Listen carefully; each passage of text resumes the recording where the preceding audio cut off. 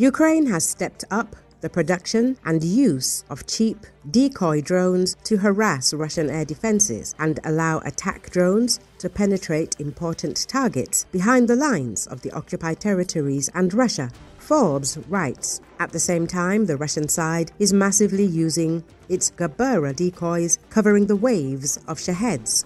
Decoys are nothing new. The idea dates back to the Cold War. But now, Western analysts write they've been mass-produced at a low cost. Russian Gerbers are relatively inexpensive, appear on radar as attack drones, and are launched in batches to force Ukrainian air defense systems to waste valuable missiles and ammunition on decoys. Some Gerbers are equipped with electronic warfare elements and even small warheads for stealthy tactical strikes. Others are simple parodies with radar reflectors that make them visible on radar.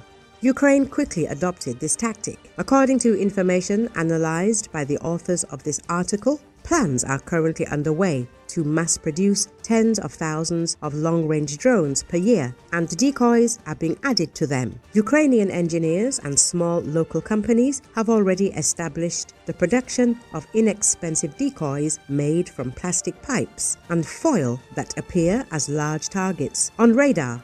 These decoys are used for reconnaissance, air defense deployment, and as a distraction, while real attack drones target refineries, terminals, and power generation facilities. The effect on Russia is already noticeable. Instead of using surface-to-air missiles sparingly, Moscow is now forced to use expensive interceptors, and their number and production are limited. With the Russian army experiencing a shortage of modern interceptors and air defense systems, using large numbers of decoys also makes economic sense.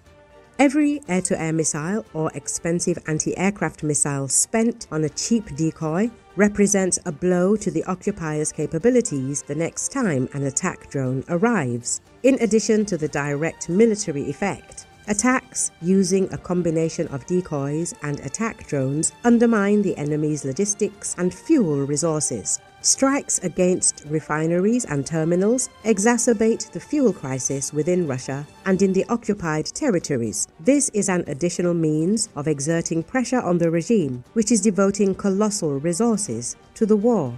Ukrainian developers claim that decoys will evolve, adding electronic reconnaissance elements, repeaters, and possibly armed versions. Recently, Ukrainian President Volodymyr Zelenski announced preparations for new, powerful strikes against Russia's military and energy infrastructure. He made this statement following a meeting of the Supreme Commander-in-Chief's headquarters, where Ukraine's energy security and countering Russian attacks were the key issue.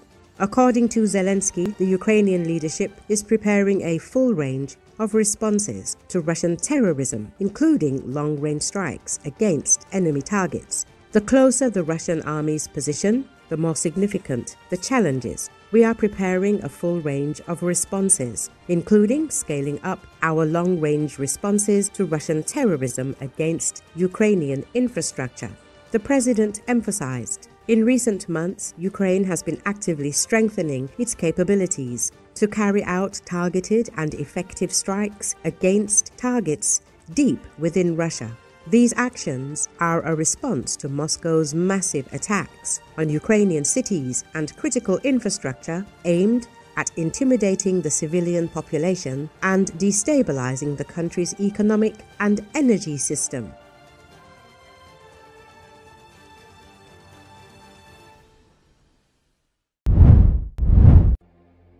U.S. Vice President J.D. Vance met Israeli President Isaac Herzog in Jerusalem on Wednesday as part of a number of high-level meetings in the country to nudge forward Gaza's fragile ceasefire. According to Associated Press, Vance is being accompanied by U.S. Middle East envoy Steve Witkoff and Jared Kushner, President Donald Trump's son-in-law, for the visit to the region. During the meeting with Herzog, Vance said he was very optimistic about the ceasefire between Israel and Hamas despite having acknowledged flare-ups of violence in recent days. In his comments, Herzog told Vance that Israel is grateful for your efforts and as the first step, of course we insist, and we want to see all our hostages back to a respectful burial. Since the ceasefire began on October 10, the remains of 15 hostages have been returned to Israel. Another 13 still need to be recovered in Gaza and handed over, a key element to the ceasefire agreement. Meanwhile, the burial of 54 Palestinians is set for Wednesday at a cemetery in Deir al-Balah, Gaza. The bodies were displayed outside Nasser Hospital in Khan Yunis ahead of burial. Uncertainty remains over the peace plan, including disarming Hamas, the deployment of an international security force in Gaza, and who will govern the territory.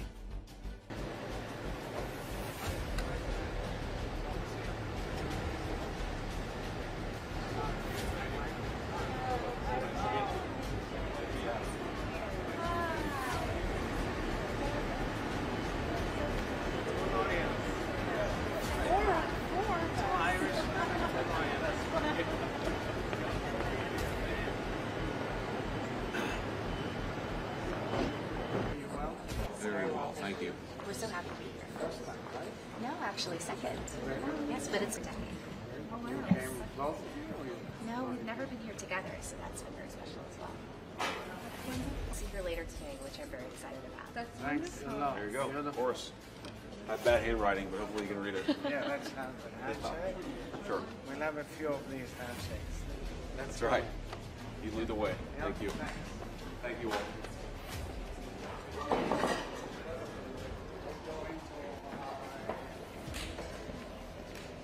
Thank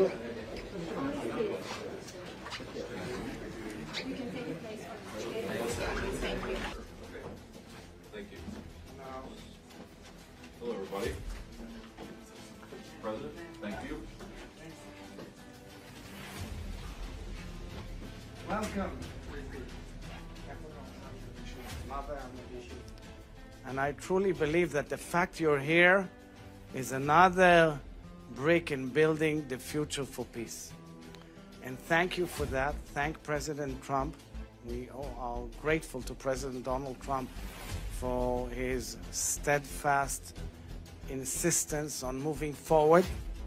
We must move forward. We must offer hope for the region, for Israel, the Palestinians, our neighbors, and for the future of our children.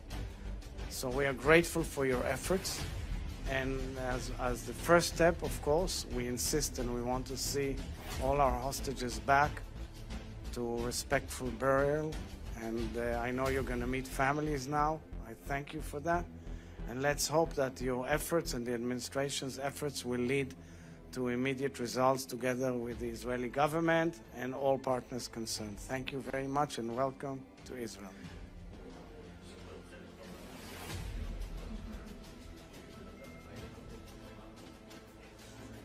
We're here to talk about peace. We're here to talk about how to ensure that the peace agreement that started about a week ago sticks, that we move into phase 2 and to phase 3 with success.